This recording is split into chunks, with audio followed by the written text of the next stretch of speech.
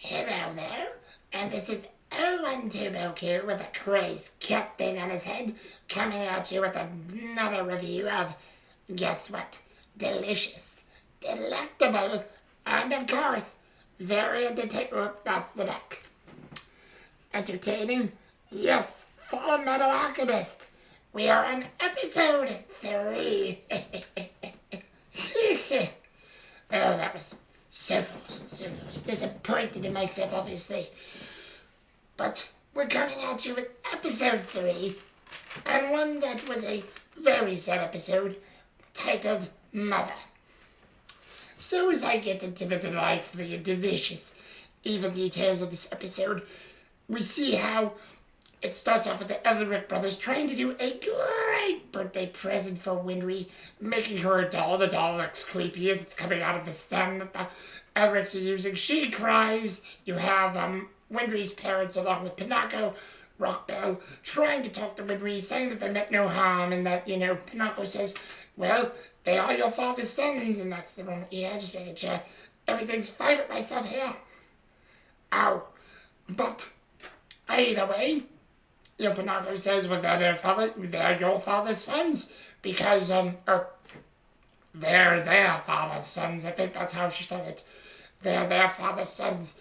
And, we get where Trisha Elric is going and basically consulting her sons, but they're not mad. They think she's going to be mad, but no, she's going to go home and brag about it. And we see how, in this episode, the Elrics just love their mother completely. They keep, wanting to learn to use alchemy. Trisha Elric actually lets them into her husband's library. They're going all about their father's books, trying to learn things, do everything they can with alchemy. As we see, however, with the show,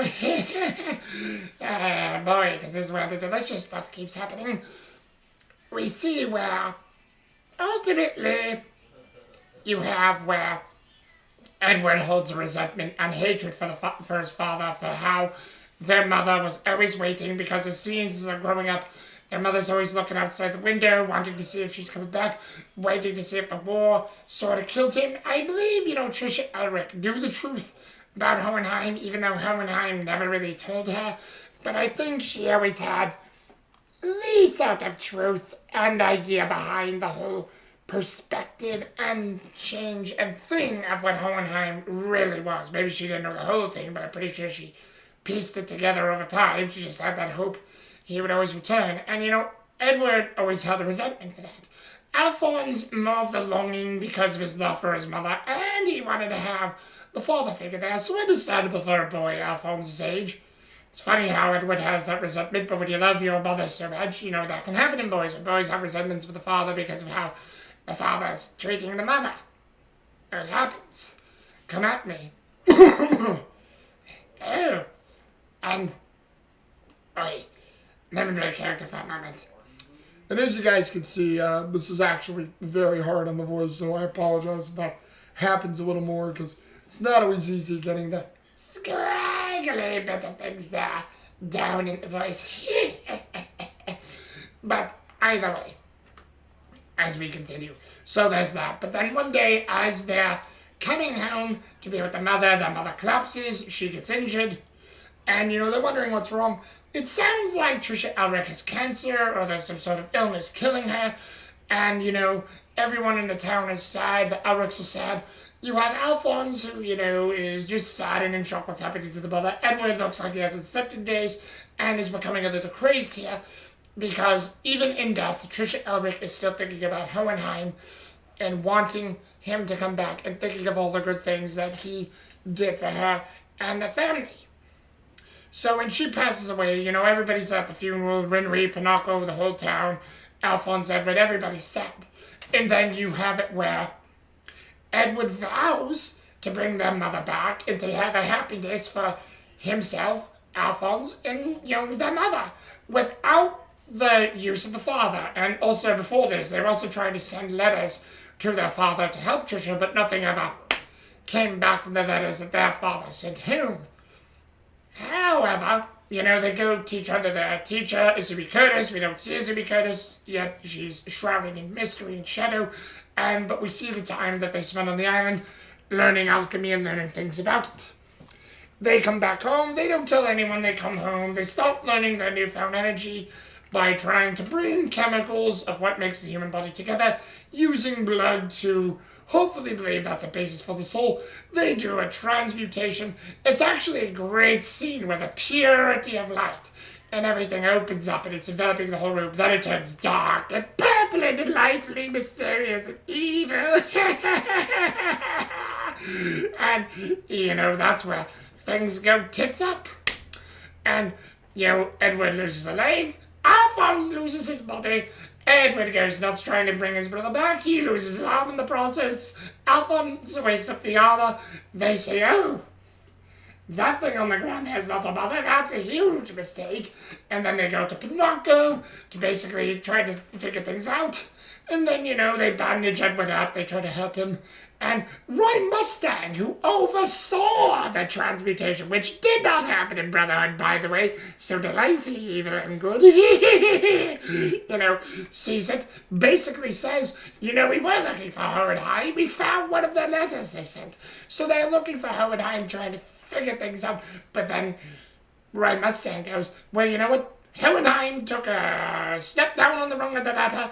I want this boy, I want these boys, I want them to become state alchemists to help me in my cause.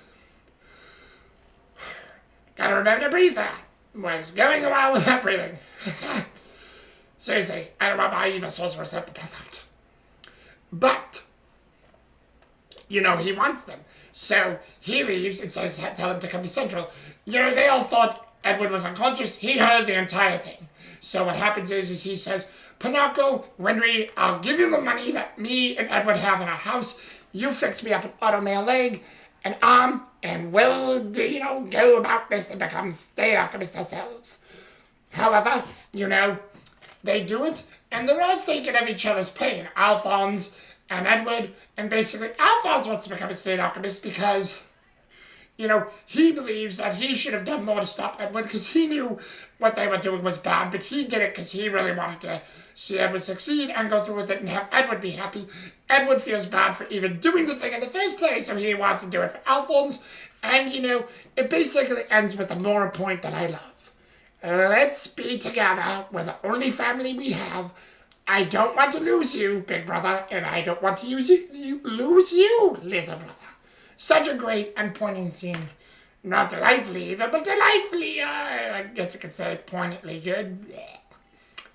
But, either way, they set up the thing, and it essentially ends with them burning down their house, ready to go on the next phase. Basically, with Alphonse giving this sort of treacherous saying for the future, if we mess up again, that's probably going to be it. I am so sorry, I realize it's been a glare for you guys the entire time. It's probably going to be annoying to watch. I apologize. I do have the windows open, I'm not gonna lie. Because I'm evil, delightfully evil. I'm dead now. But either way, that was the episode.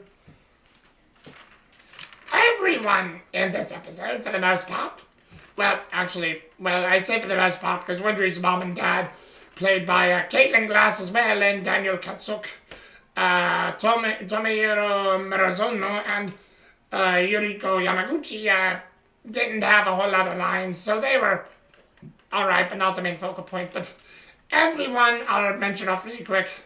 Edward, Vic Mignogna, Romy Paku, Alphonse, Andy Smook, Haruye Kugamiya, Roy Mustang, I just have Roy, but it looks like Roy Travis because of the way I wrote it. But Roy, Travis Willingham, Toru Okawa, Winry, Caitlin Glass, Megumi Toyoguchi, Pinocchio, Julie Erickson, Miyoko Aso, and Mother or Trisha Elric, Lydia McKay, Yoshino Takamori.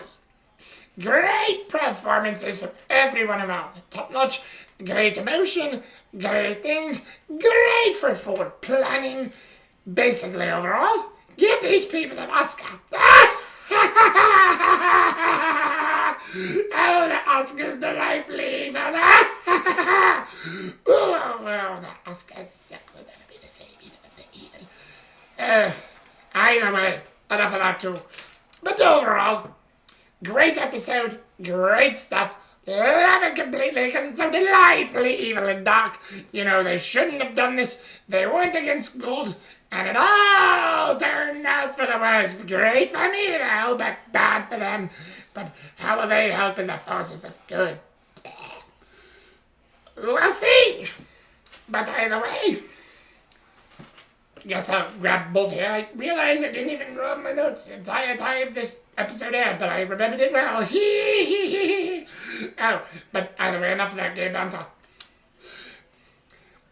There's that, and there's that. So what do you think about Fullmetal Alchemist? Do you enjoy this show? Did you like this episode? Have you guys even seen the original or Brotherhood for that matter, since we're doing these simultaneously? Just leave a comment down below and get back to me. All I know is this is your delightful cat sorcerer, 012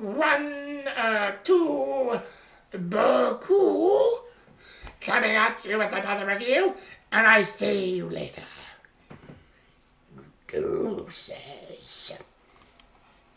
Yeah, that sounded better in my mind.